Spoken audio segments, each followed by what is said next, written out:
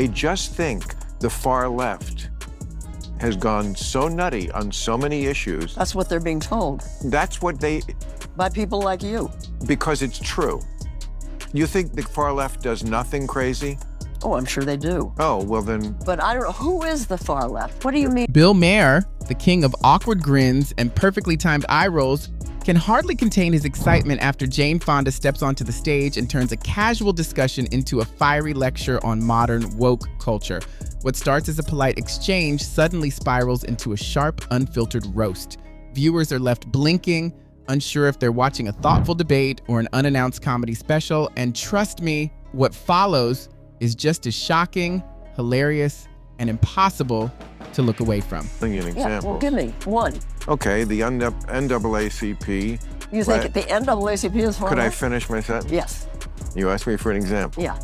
The NAACP last year issued a travel advisory. You know, that's like the State Department does to go to, I'm sure when you went to Vietnam, they were advising. If you're enjoying this, don't forget to hit that subscribe button. Your support makes a bigger difference than you might think. The whole thing kicked off like a Hollywood fantasy, the kind where outrage comes sugar-free, the champagne is eco-friendly, and every opinion drips with a polished sense of moral high ground. In that sparkling bubble of self-importance, Jane Fonda once again decided it was her mission to rescue humanity. But this time, she left the protest signs and film scripts behind. What she wielded instead was a fierce burst of enlightened truth, bold, and completely unfiltered. I want to ask you something.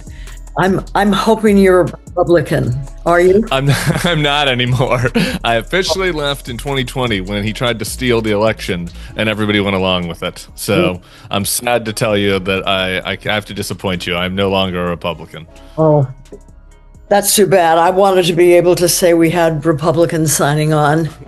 Bill Maher stands back, wide-eyed like a guy at a yoga retreat suddenly spotting a meteor streak across the sky. For years, he's been the reluctant referee in America's never-ending culture wars, but something inside him snapped the moment Jane began speaking as if she were the ultimate guru of awakened wisdom. What washed over him wasn't fiery anger, it was the tired exhale of someone who's seen one too many stars confuse zodiac charts with genuine activism. The same woman who once stood against war now seems to be launching a full-blown crusade against plain logic. As long as you're on the team of the woke, you can't make fun of the things that they prize. As long as you're making fun of the stuff that the kind of people of the woke fight against, which are white trash, I can make 1,000 fat jokes about Donald Trump. You'll never see a complaint on Twitter because the woke are the ones who do that.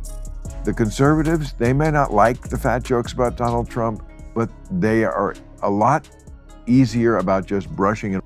Picture this, Jane Fonda standing tall on her metaphorical mountaintop, calling for equality, justice, and maybe even the grand banishment of plastic straws. Meanwhile, Bill Maher looks like a man who's just encountered the final boss of wokeness right in his own studio. He doesn't bother uttering a single word. His expression alone delivers an entire monologue, equal parts disbelief, worn-out laughter, and a splash of pure, silent judgment. Far left that is so minuscule that I, who am... No, Jane, What? It's not minuscule, and I'm sorry, you can't throw this back on us. I assume it's because you are locked into media that just never wants anyone in their audience to know anything sketchy about. Let's be clear, Bill Maher isn't against a good cause. He just prefers his activism served with a healthy dose of reality. And Jane Fonda, bless her recycled silk soul, wasn't offering even a sprinkle of that. Standing as if she'd just been crowned the queen of moral virtue, she spoke to the world dressed for the role. Bill, meanwhile, took a figurative sip of logic and sighed to himself. Here we go again. It's in moments like these, where Jane's intense sincerity collides with Bill's razor-edged irony, that comedy practically writes itself. Bill has built a career out of skewering the absurdities on both ends of the spectrum, and Hollywood's endless flirtation with performative guilt is one of his favorite targets. No one can doubt Jane's fiery passion. Give her 5 minutes, and she'll turn a climate rally into something that looks suspiciously like a red carpet premiere. But Bill has never had much patience for celebrity crusades. That's where the real humor kicked in. While Jane was earnestly trying to reshape the world one impassioned line at a time, Bill stayed in the background, dissecting the entire spectacle with surgical precision. No shouting, no grandstanding, just one raised eyebrow. In that instant, the mighty movement looked more like an unscripted sketch show. Maher doesn't reject progress itself. What grates on him is the hypocrisy that so often tags along. After all, this is Hollywood, a place where some folks board private jets to climate summits and then lecture everyone else about recycling. Jane's been in the game long enough to know how it works. But even her activism, over time, began to sound less like a rallying cry and more like a polished PR campaign. Well, And that's I mean, I don't know. I read 2 papers, and maybe I don't. I should watch Fox News. no, I guess. I don't watch that. That's too far. But you don't have to. I'm not. Bill Maher, true to his offend everyone equally brand, wasn't about to let this one slide. Bit by bit, the glossy layers of this glamorous awakening began peeling away, the kind wrapped in designer t-shirts and perfectly coordinated hashtags. He pointed out the irony of the ultra-privileged sipping imported herbal teas while lecturing everyone else on what privilege means. The Jane Fonda who once raged against the system now seemed to embody it, just in sustainably sourced linen. M. Maher's gift isn't punching up or down, it's slicing right through the overinflated balloon of celebrity self-importance. And Jane, now the face of Hollywood's moral crusade, couldn't have been a more fitting target. Imagine it. Jane steps onto the rally stage, her voice booming through a megaphone. Her speech lands somewhere between a TED Talk and an awards show acceptance. The crowd cheers, the cameras flash, the chants roll like a rehearsed chorus. And back home, Maher raises an eyebrow, muttering to himself, is this activism, or an audition? He zeroed in on the contradiction of a world where stars preach simplicity while living in mansions large enough to shelter small countries, where virtue signaling outshines real effort, where every serious issue is transformed into a polished social media trend. Jane has always been a fierce advocate, no doubt, but lately, her crusades feel more like they were planned in a boardroom than born out of rebellion. The message carries discipline, polish, and a suspiciously generous budget. I'm 87 years old. I've seen war, repression, protest, and backlash. I've been celebrated and I've been branded an enemy of the state. But I can tell you this is the most frightening moment of my life. That's pretty chilling. This is a very chilling time. You know, we've faced attempts at autocracy before in the 20s and 30s, and you've cited the example of McCarthyism. There was Jim Crow. This is Bill Maher, arguably the last man in Hollywood still wielding reason as his sharpest tool, decided to tackle the spectacle not with outrage, but with precision-cut irony. As he dryly put it, shouting about the world's problems doesn't make you a hero, it just makes you loud. And in an age where noise often passes for leadership, his words landed like a quiet thunderclap. But Jane wasn't stopping at climate talk. She widened her sermon to include gender, capitalism, even cosmic justice. She had a stance on everything under the sun. If righteous fury were an Olympic event, she'd outshine Michael Phelps in gold medals. Bill didn't need a speech. He just smirked, gestured subtly, and let the glaring contradictions do all the comedic heavy lifting. Hollywood activism, after all, has a knack for devouring itself, saving whales one moment and canceling someone for breathing wrong the next. And there was Maher again, metaphorical fly swatter in hand, ready to swat at the puffed up balloon of performative virtue. Jane's heart may be in the right place, but her delivery often feels so self-centered that the message loses its weight. While most people are just trying to get through their everyday struggles, she speaks as if every press conference is a world-altering event. I define wokeness because I hear people use the term all the time and it means something different to everybody. Well, again, I think it's this collection of ideas that are not building on liberalism, but very often undoing it. I mean, 5 years ago, Abraham Lincoln was not a controversial figure among liberals. We liked him. Now they take his name off schools and tear down his statues. Really? Lincoln isn't good enough for you? 5-10 years ago, bedrock liberalism was we are striving to be a colorblind. The most striking part of the night wasn't Jane's performance. It was Maher's quiet revelation. He saw straight through the glossy fashion revolution, the carefully packaged guilt, the scripted compassion, and the glittering spectacle. And he chose honesty over politeness. Not because he dislikes Jane, but because someone had to call it out. Maher is that lone voice at the back of a Hollywood gala, clapping not out of awe, but out of disbelief. He's the one who interrupts the grand speeches with a pointed, "But do you actually believe that?" And that single question slices right through the performance like a scalpel. Jane wasn't the only one who felt the sting. Outrage is the fuel of an entire ecosystem, one that treats public shaming like a competitive sport where apologies are currency and silence is treated like a crime. Jane represents the classic star who believes passion alone can replace practical solutions. Her speech reached such a dramatic peak that even her fellow activists seemed to need a timeout. Maher, of course, didn't have to lift a finger. The collective groan from everyone watching outside the Hollywood bubble said it all. People started calling it the Oscars of online activism, and honestly, that title fits perfectly. Jane's lobbying came with enough theatrical flair to warrant its own opening credits, and Maher, ever the reluctant narrator of reason, simply stood back and let the absurdity write its own script. Make no mistake, empathy is not weak or woke. And by the way, woke just means you give a damn about other people.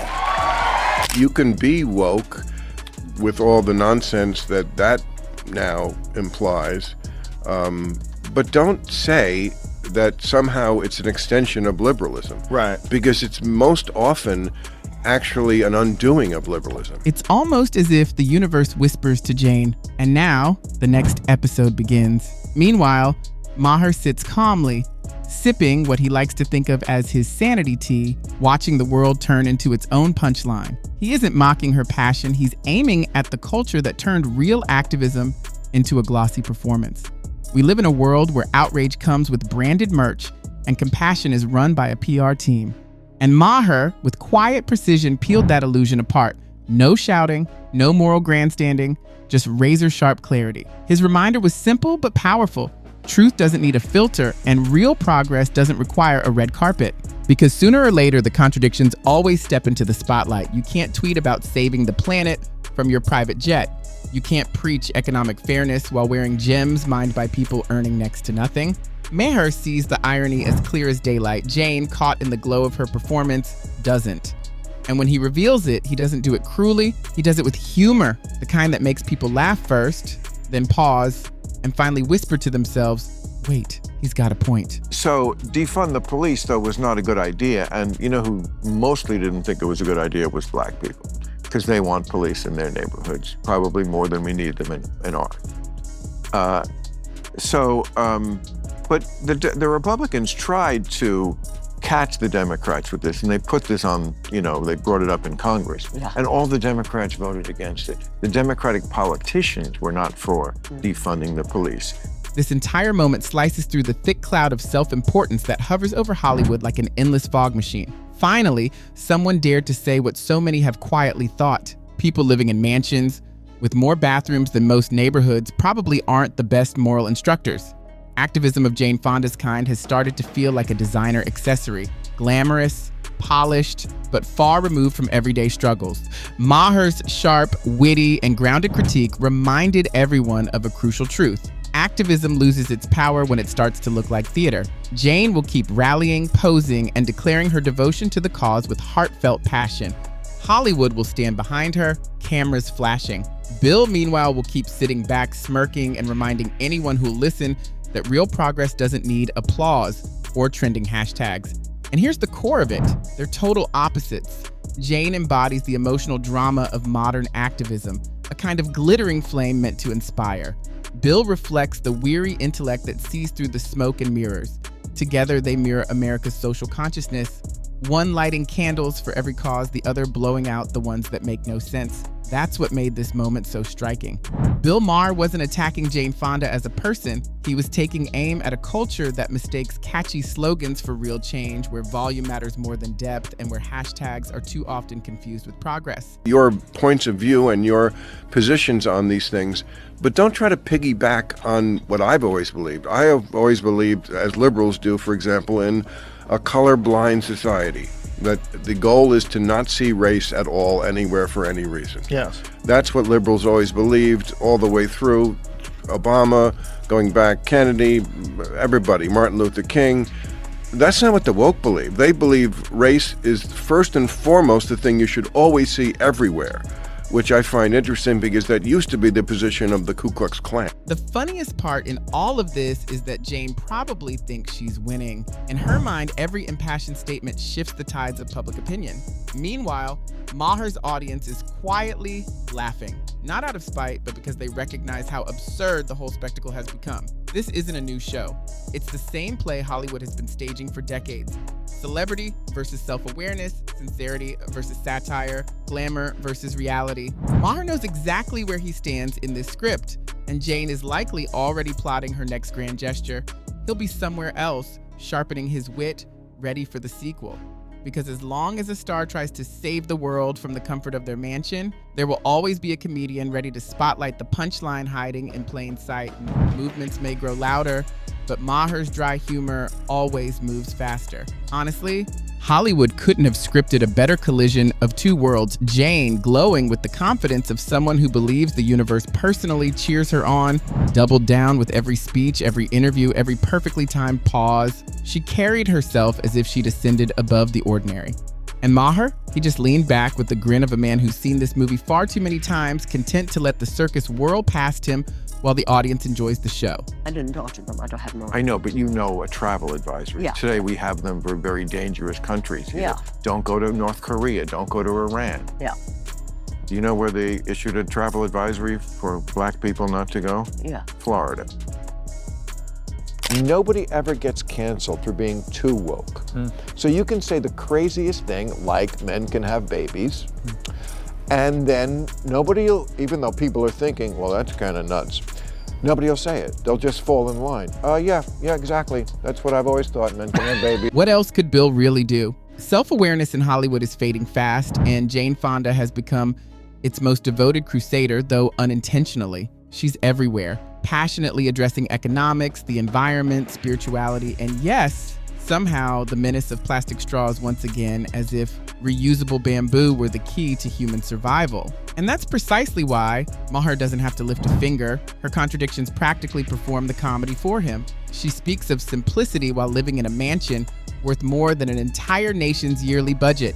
She calls for sacrifice while embodying excess. And Maher, ever the quiet sniper of irony, simply watches, amused. His power lies in what he doesn't do. No hashtags, no shouting matches, just precise surgical humor that leaves the glittering facade wobbling. He isn't mocking Jane alone. He's taking aim at the entire culture of virtue theater. The endless chorus of, "Look how good I am," disguised as activism. Hollywood, of course, doesn't appreciate mirrors being held up. In a city that thrives on scripted sincerity, Maher remains the outsider, the inconvenient truth teller. Jane keeps rallying with the poise of someone who thinks the universe applauds her every word. Bill keeps roasting with the coolness of a man who's seen the plot too many times. And the rest of us? We sit back caught between laughter and disbelief. Because nothing captures modern absurdity quite like watching Hollywood try to save the world while failing to save itself. It's the same dance every time. Jane delivers a sermon, Hollywood cheers, and Maher raises an eyebrow. In the end, the spectacle isn't just about one woman or one comedian. It's about a system where glamour shouts the loudest, irony always wins, and the joke writes itself.